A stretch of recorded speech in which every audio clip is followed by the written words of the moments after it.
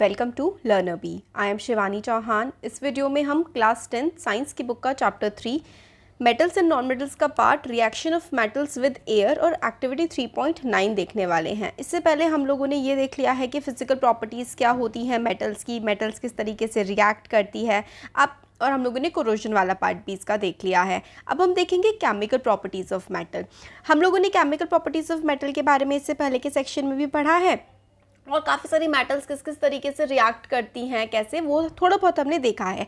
अब हम लोगों को एक एक्टिविटी करनी है, ये एक्टिविटी 3.9 है। इसमें हमें पहले बोला गया है कि aluminium, copper, iron, lead, magnesium, zinc and sodium, इन सब के सैम्पल्स को हमें कलेक्ट करना है और फिर उससे एक्सपेरिमेंट होगा।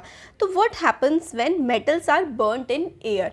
तो जो मेटल्स होती हैं, जब उन्हें हम नॉर्मल हवा में अगर उनको जलाते हैं तो कैसा रिएक्शन होता है, क्या हमारा रिजल्ट निकलता है, ये हमें देखना है। तो एक्टिविटी 3.8 में हमने देखा था कि मैग्नीशियम रिबन को जब हम लोग बर्न करते हैं तो एक वाइट कलर की फ्लेम, मतलब एक चमकती हुई सी डैजलिंग वाइट फ्लेम हमें देखने को मिलती है।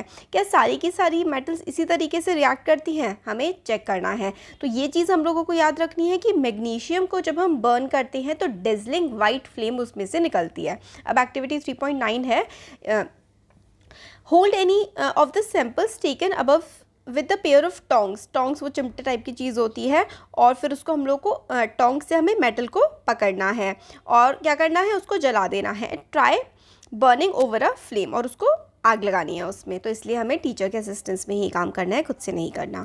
Repeat with other metal samples. तो जितने भी मेटल सैंपल्स थे कौन कौन से थे हमारे पास यहाँ पर, aluminium, copper, iron, lead, magnesium, zinc and sodium, इन सबको हमें क्या करना है, बर्न करना है। और फिर उसके बाद बर्न करने के बाद हर मेटल में से जो जो प्रोडक्ट निकला है उसको कलेक्ट करना है। Let the products in the metal surface cool down. फिर उसके बाद जो प्रोडक्ट हमें मिला है और मेटल जो हमने बर्न करी थी उसको हमें ठंडा करने के लिए छोड़ देना है।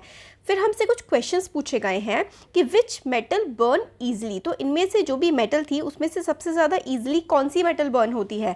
तो ये हमें याद रखना है कि मैग्नीशियम सबसे ज़्यादा ईजिली बर्न हो जाता है, मतलब मैग्नीशियम काफ़ी ईजिली बर्न होने वाली मेटल है। What flame colour did you observe when the metal burned. तो जब मेटल बर्न होती है ना तो अलग अलग फ्लेम हम लोग को दिख सकती है। तो जनरली ब्लू कलर की फ्लेम हमें दिखती है। How does the metal surface appear after burning. तो अलग अलग मेटल्स का अलग अलग हो सकता है, जैसे कि एक मेटल का हमें सिल्वरी वाइट सरफेस भी देखने को मिलता है। Arrange the metal in the decreasing order of their reactivity towards oxygen. तो ऑक्सीजन के साथ किस तरीके से रिएक्ट करती हैं, तो सबसे ज़्यादा रिएक्टिव होती है सोडियम, फिर मैग्नीशियम, एल्यूमिनियम, जिंक और आयरन, लेड और कॉपर। ये देखो, ये वाली चीज़ ना हमें रिएक्टिविटी सीरीज़ ना याद करनी पड़ेगी। वैसे तो जितने जितने हम एक्सपेरिमेंट्स हैं ये करते जाएंगे तो हम समझेंगे, बट ऐसा कुछ याद वाद रहता नहीं है, सब सिंपल सी बात है। तो ये जो रिएक्टिविटी सीरीज़ है ना हमें याद करनी है। क्या है, सबसे ज़्यादा रिएक्टिव मेटल कौन सी होती है, सबसे ज़्यादा रिएक्टिव होती है potassium. Potassium is the most reactive metal, ठीक है। पोटाशियम के बाद आता है सोडियम, फिर उसके बाद calcium, magnesium, aluminium, zinc, iron, lead, hydrogen, copper, mercury, silver, gold. ये आपको याद रखने हैं कि सिल्वर और गोल्ड ये लीस्ट रिएक्टिव मेटल्स हैं, ये बहुत ही कम रिएक्ट करती हैं, ठीक है। इनकी रिएक्टिविटी पानी के साथ, हवा के साथ बहुत कम रिएक्ट करती है, इसीलिए ही तो ज्वेलरी बन पाती है इनकी, क्योंकि ये जैसी होती है इनकी चमक वैसी ही बनी रहती है। गोल्ड की चमक बनी रहती है समय के साथ, बहुत ही धीरे धीरे इस पर कोरोजन वगैरह नहीं होता है, इसलिए क्योंकि ये काफ़ी कम रिएक्टिव होती हैं। तो सोडियम, पोटाशियम, कैल्शियम, ये रिएक्टिविटी सीरीज़ आप लोगों को याद रखनी है, ये बहुत ज़्यादा इम्पॉर्टेंट है। तो इसलिए इसी के बेसिस पे हम लोगों ने ये निकाला है एक्सपेरिमेंट करके कि भाई सबसे ज़्यादा रिएक्टिव इसमें हम लोगों का आ रहा है सोडियम, फिर magnesium, aluminium, zinc, iron, Pb और सीयू। और क्या ये सारे के सारे सोल्यूबल हैं वाटर में, तो नहीं। ऑक्साइड्स ऑफ, देखिए आपने रिएक्शन करा, हवा में जलाया तो ऑक्साइड की लेयर बन जाती है मेटल्स पे, फिर हम उनको मेटल ऑक्साइड कहने लगते हैं। जैसे कि Na है तो सोडियम का क्या हो जाएगा, NaO, सोडियम ऑक्साइड। Mg है तो MgO, मैग्नीशियम ऑक्साइड बन जाएगा। तो जो aluminium, copper, iron, lead, magnesium, zinc, ये सॉल्यूबल नहीं होते हैं पानी में, तो ये सारे के सारे पानी में सॉल्यूबल नहीं होते हैं। पानी में सॉल्यूबल कौन सा होता है, sodium oxide is soluble in water. ये वाली चीज़ आप लोगों को याद रखनी है कि सोडियम ऑक्साइड जो है ना वो पानी में सॉल्यूबल होता है। Sodium oxide is soluble in water, this is important, आपको याद रखना है। तो almost all metals combined with oxygen to form metal oxide, ज़्यादातर जितनी भी मेटल्स होती हैं वो ऑक्सीजन के साथ कंबाइन करती हैं और मेटल ऑक्साइड्स बनाती हैं। मेटल और ऑक्सीजन जब मिलते हैं तो क्या बनती है, मेटल ऑक्साइड बनती है। For example when copper is heated in air it combines with oxygen to form copper oxide, a black oxide. तो कॉपर जब हवा के साथ मिलता है तो बन जाता है हमारा कॉपर ऑक्साइड। तो कॉपर, ठीक है, हवा के साथ रिएक्शन करने के बाद कॉपर ऑक्साइड बनता है। Similarly aluminium forms aluminium oxide. तो एल्यूमिनियम हवा के साथ, एयर के साथ रिएक्ट करता है तो एल्यूमिनियम ऑक्साइड बनता है। तो Al+O2 हमारा बनता है Al2O3। फिर बैलेंसिंग करते हैं तो 4Al3O2 बनता है Al2O3। तो यानी कि हमारी ज़्यादातर मेटल्स एयर के साथ रिएक्ट करती हैं। अब चैप्टर 2 में हम लोगों ने पढ़ा था कि किस तरीके से कॉपर ऑक्साइड हाइड्रोक्लोरिक एसिड के साथ रिएक्ट करती है। मेटल ऑक्साइड्स, आपको ये चीज़ याद रखनी है कि metal oxides are basic in nature. Metal oxides जो होती है ना, उनका नेचर कैसा होता है, मेटल ऑक्साइड्स का नेचर होता है बेसिक, बिल्कुल याद रखना है। नॉन मेटल्स एसिडिक होती हैं और मेटल ऑक्साइड्स क्या होती हैं, metal oxides are basic in nature.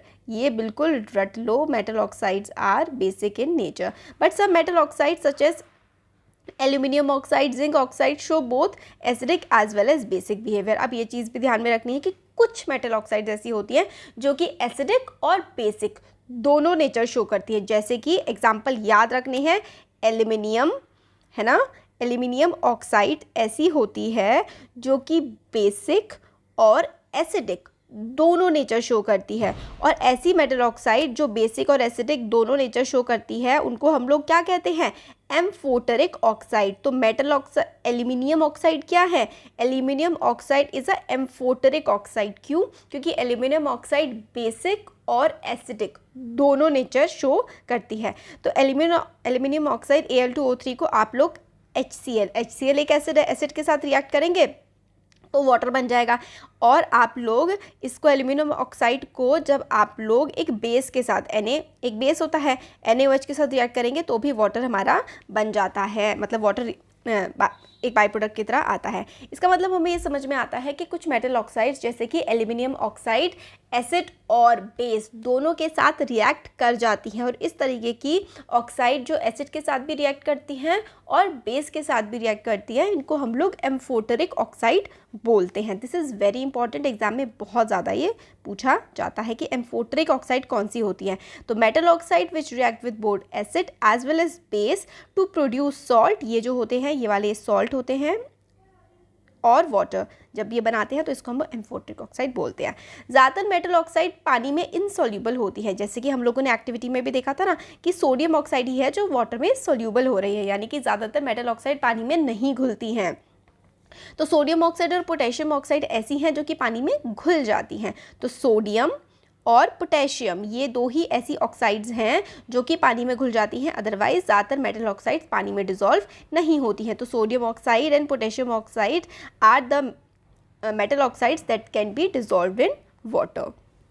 तो हम लोगों ने एक्टिविटी 3.9 में देखा कि सारी की सारी मेटल्स जो है वो सेम रेट से रिएक्ट नहीं करती हैं ऑक्सीजन के साथ, कोई ज़्यादा जल्दी रिएक्ट करती है, कोई कम करती है।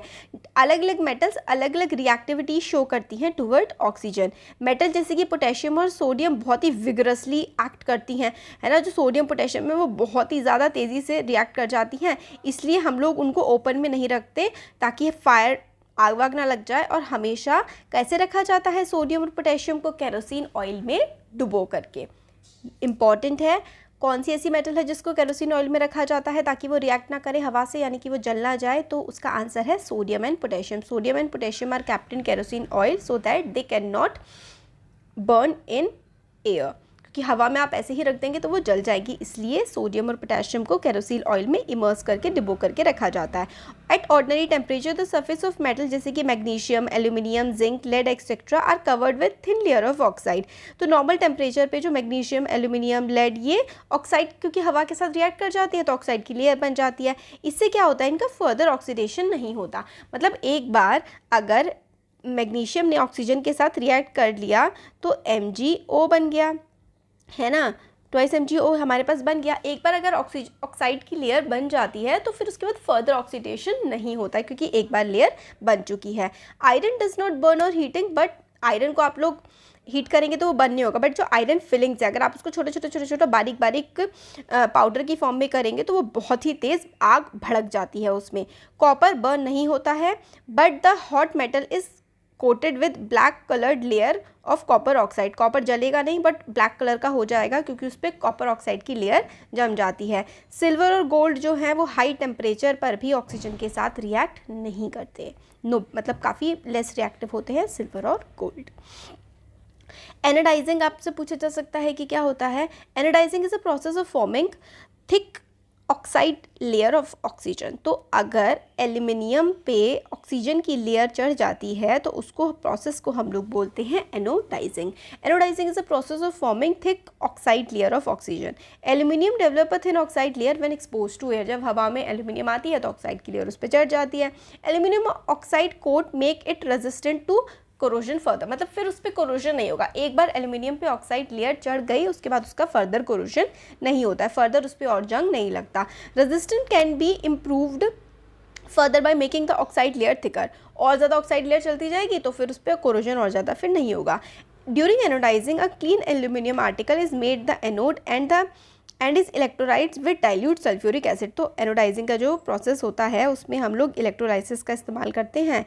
एक एनोड होता है, एक कैथोड होता है, और इसमें किस चीज़ का इस्तेमाल किया जाता है, डाइल्यूट H2SO4 का सल्फ्यूरिक एसिड का यूज़ किया जाता है।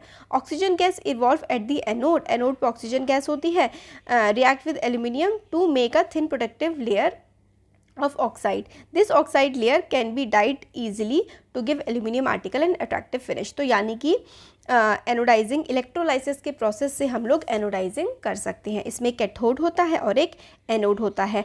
ऑक्सीजन जो है वो एनोड से आती है और कैथोड पर हम लोगों को एल्यूमिनियम मिल जाता है। तो एक्टिविटी 3.9 में हम लोगों ने ऑब्जर्व किया कि सोडियम जो है वो सबसे ज़्यादा रिएक्टिव मेटल है, जो कि हमने सैंपल देख लिए थे उनमें से। Reaction of magnesium is less vigorous implying that it is not as reactive as sodium. यानी कि सोडियम सबसे ज़्यादा रिएक्टिव है, मैग्नीशियम से भी ज़्यादा। But burning in oxygen does not help us to decide about the reactivity of zinc, iron, copper और lead. तो जिंक, आयरन, कॉपर और लेड के बारे में हम लोगों को रिएक्टिविटी के बारे में नहीं पता लगा जब हमने हवा में बर्न किया। तो इसके लिए हम लोगों को और भी रिएक्शंस करने पड़ेंगे। तो वाटर के साथ हो गया, रिएक्शन करके देखेंगे, फिर उसके बाद एसिड्स के साथ रिएक्शन करेंगे, है ना, फिर उसके बाद दूसरे मेटल सॉल्ट्स के साथ करेंगे। तो ये हम आगे के वीडियो में देखेंगे। अच्छा लगा है तो ज़रूर चैनल को सब्सक्राइब करिए और वीडियो को लाइक करिए। Thank you.